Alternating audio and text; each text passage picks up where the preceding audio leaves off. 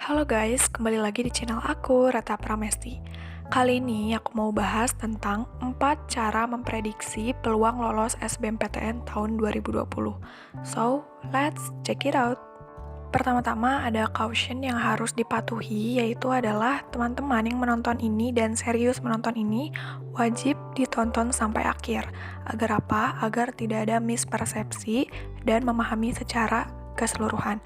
Jangan lupa buat subscribe, like, comment, share video ini agar bermanfaat lebih besar. Seperti yang kita ketahui bersama bahwa UTBK dan SBMPTN 2020 berdasarkan surat edaran LTMPT mengalami penundaan. Namun hal ini jangan sampai menunda antusiasme dan semangat teman-teman dalam mencari informasi mengenai UTBK dan SBMPTN 2020. Yang perlu kamu pahami di awal adalah kamu harus bisa membedakan antara UTBK dan SBMPTN. Intinya adalah UTBK itu adalah ujiannya, dan nanti akan mendapatkan hasil UTBK atau nilai UTBK, lalu nilai UTBK itu bisa didaftarkan melalui SBMPTN.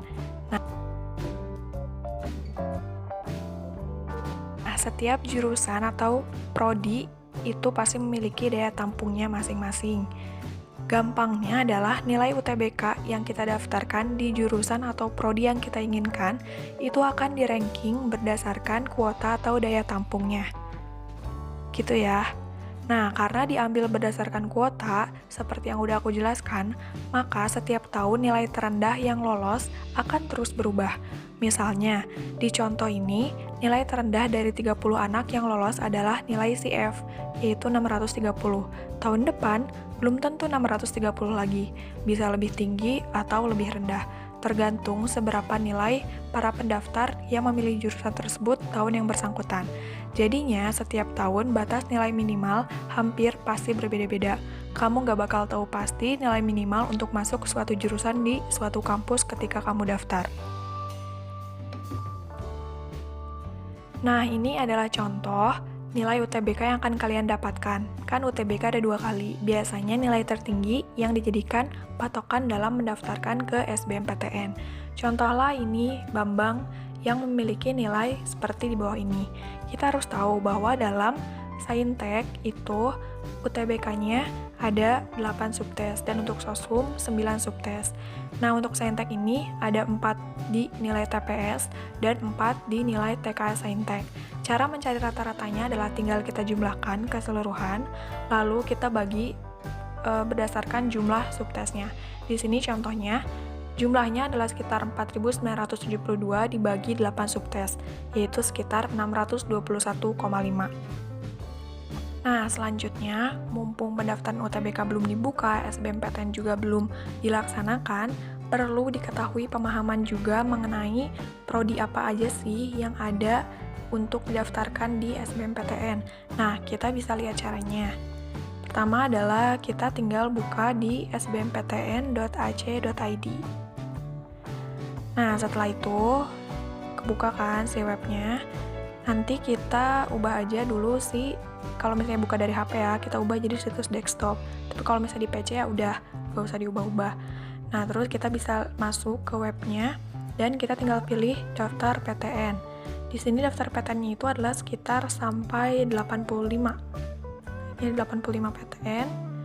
Nah, kita coba aja pilih salah satunya. Misalnya adalah Universitas Pajajaran di Saintek. Kita coba buka pendidikan dokter. Nah, ini akan ada detail mengenai pendidikan dokter itu, daya tampungnya berapa, sebaran peminatnya gimana, gitu ya. Kalian bisa mengecek sendiri berdasarkan jurusan apa yang kalian pengen dan PTN mana yang pengen kalian cari tahu. Contohnya lagi adalah misalnya kita pengen buka yang Soshum nih, Universitas Sriwijaya.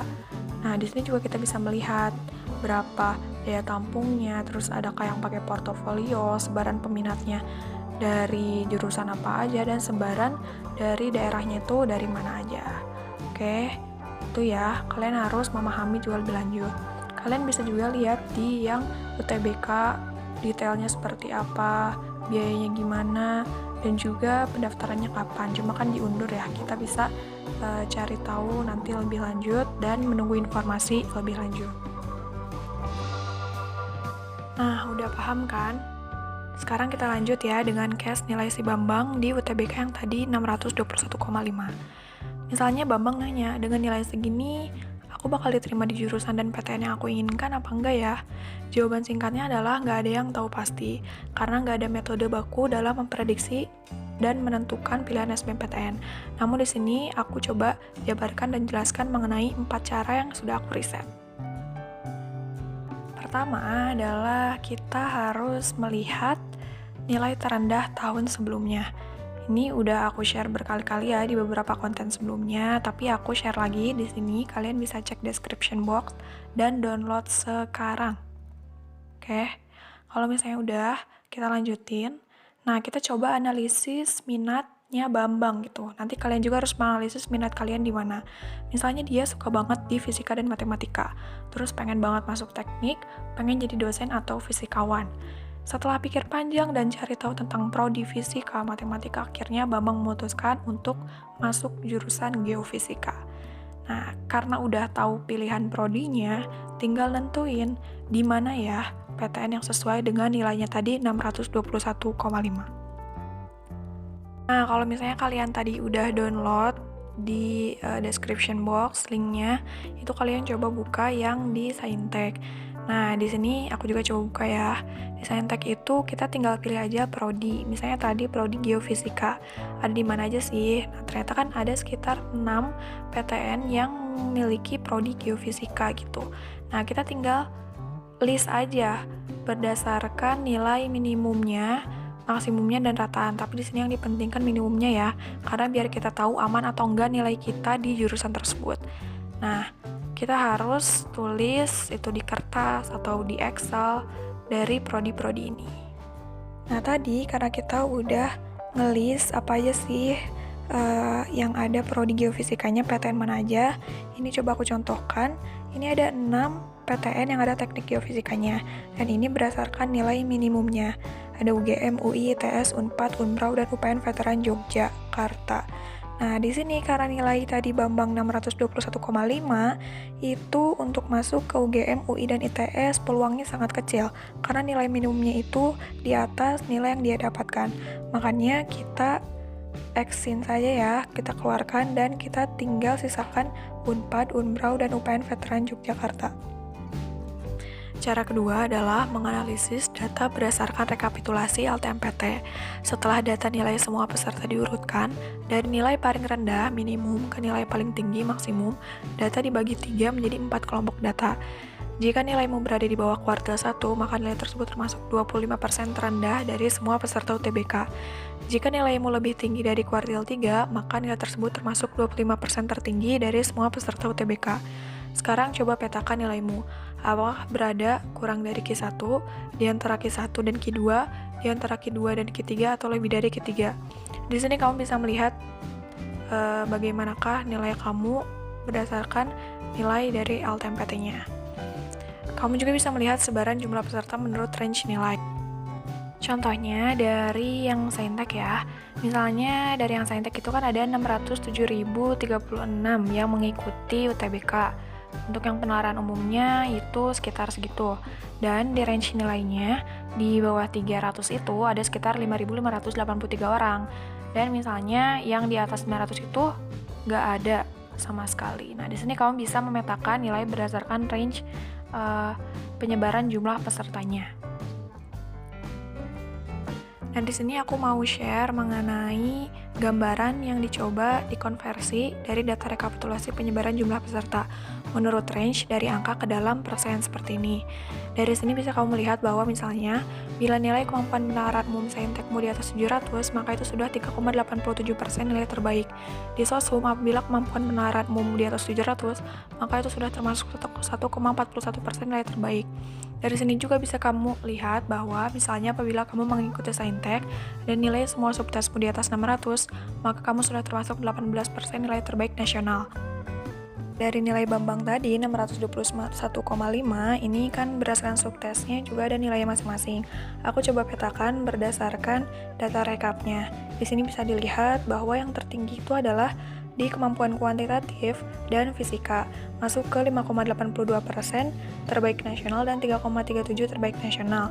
Berdasarkan rata-ratanya, yaitu 621,5, jumlahnya itu kan tadi 4972, yaitu nilai kemampuan kuantitatifnya juga 15% yang paling tinggi, dan juga di fisika 16%. Maka untuk masuk ke geofisika ini cocok ya, karena di fisika dan kuantitatifnya itu tinggi dan memiliki peluang yang tinggi juga. Nah, cara ketiga adalah mengecek tingkat keketatan jurusan tahun sebelumnya. Di sini kan tadi udah aku jelaskan ya, bagaimana ngeceknya. Tinggal ke web SBMPTN, lalu pilih daftar PTN dan pilih prodi yang kamu pengen tahu. Nah, persentase penerimaan di sini baru melihat angkanya aja. Ada beberapa faktor lain yang mesti kita perhatikan untuk menghitung tingkat keketatan realnya. Itu ada keketatan relatif PTN dan keketatan relatif jurusan.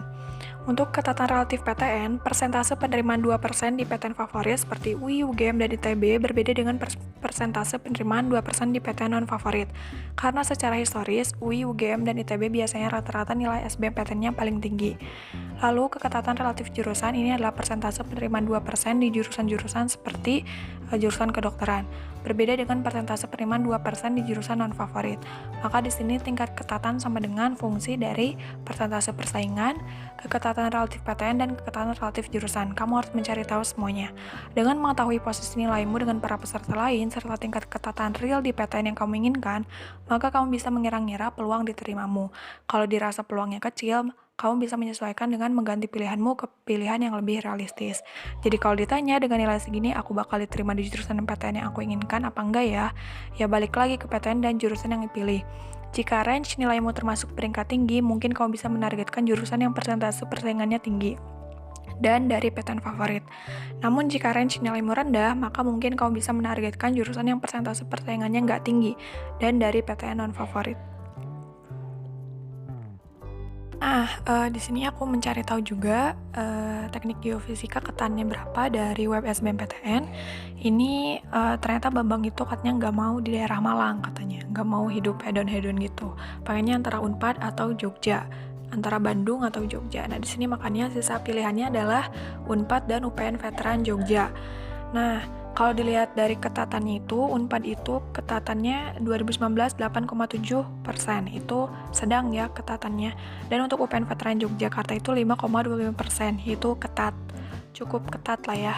Nah, makanya sarannya itu adalah Bambang bisa mengurutkan pilihan, yaitu pertama Geofisika UPN Jogja, lalu Geofisika Unpad, karena tingkat ketatannya tadi lebih ketat itu yang UPN Jogja, makanya pertimbangannya ketatan prodi dulu lalu PTN. Kita tahu bahwa UPN Jogja itu di klaster B ya, kalau Unpad di klaster A. Atau Geofisika Unpad, lalu pilih jurusan lain yang ketatannya lebih rendah gitu ketatannya. Maka ini pertimbangannya ada berdasarkan pertimbangan ketatan PTN-nya lalu prodinya. Ini bisa dijadikan dua opsi, apakah mau yang pertama apa yang kedua. Yang terakhir adalah ikuti survei atau rasionalisasi berdasarkan lembaga kredibel. Selain melihat rekapitulasi dan data penerimaan tahun sebelumnya, ada baiknya kamu uji pilihan SBMPTN-mu dengan mengikuti survei nilai UTBK yang akan diadakan oleh berbagai lembaga. Itu kredibel ya, harus valid juga. Dengan simulasi ini, kamu bisa menguji dan membandingkan secara real dengan data nilai yang sebenarnya. Dalam mengikuti survei atau rasionalisasi simulasi UTBK, ada beberapa hal yang mesti diperhatikan. Pertama, jumlah responden. Untuk mendapatkan insight yang bagus, ada baiknya jumlah respondennya banyak dan mencerminkan populasi. Yang kedua, keamanan data. Hati-hati agar tidak asal memberitahukan data-data sensitif apabila lembaga yang menyelenggarakan survei kamu rasa kurang kredibel.